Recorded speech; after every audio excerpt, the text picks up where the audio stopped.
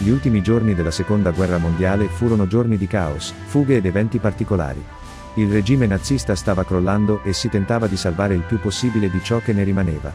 Fu proprio in quel momento che, alle molte leggende e miti che circondavano il Führer ed i suoi uomini, se ne crearono altre.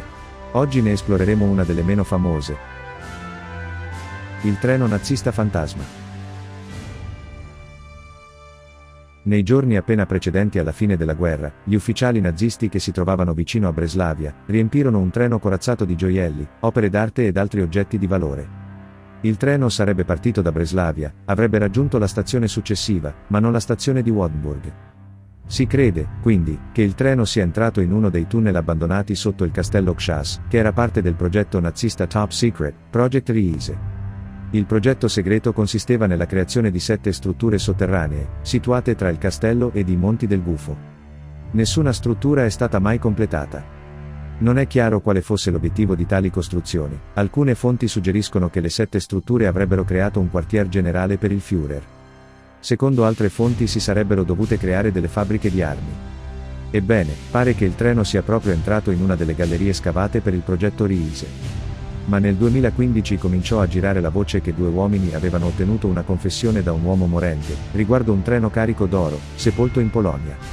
I 2 uomini, utilizzando il georadar, ottennero delle immagini e sostennero di aver trovato il treno fantasma. Qualche tempo dopo, il ministro della cultura polacco, annunciò che le immagini dei 2 uomini, al 99% rappresentavano veramente il treno. A quel punto i 2 uomini rivelarono la propria identità e diedero alla stampa le immagini scattate con il georadar, dicendo che il treno si trovava al chilometro numero 65 del tratto binario che collegava Breslavia ad un'altra città. Cominciarono le ricerche, ma gli esperti annunciarono di non aver trovato traccia del treno, anche se c'erano, però, indizi che facevano supporre che una parte del tunnel fosse crollata. Tuttavia, i 2 uomini rimasero fermi sulla loro posizione e poco dopo ebbero il permesso necessario per cominciare l'attività di scavo. L'operazione costò circa 130.000 euro e fu finanziata da privati. Dopo 7 giorni dall'inizio degli scavi, gli uomini si fermarono, avevano trovato qualcosa, ma non ciò in cui speravano.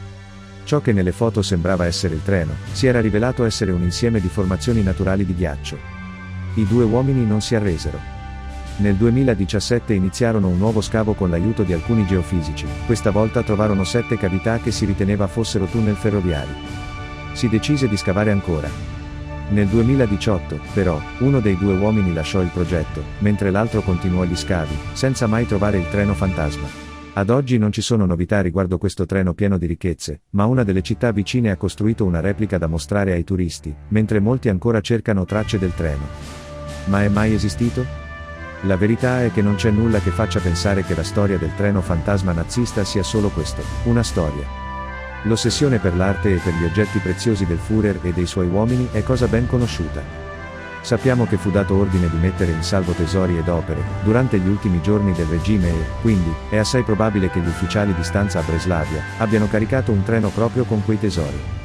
Sappiamo anche che un treno simile a questo fu sequestrato dagli statunitensi, mentre da Budapest tentava di portare al sicuro, in Germania, oro e ricchezze, durante gli ultimi giorni della Seconda Guerra Mondiale.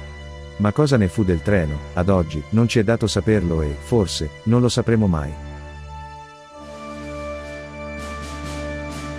Se il video ti è piaciuto lascia un like e per vedere altri video come questo puoi iscriverti al canale.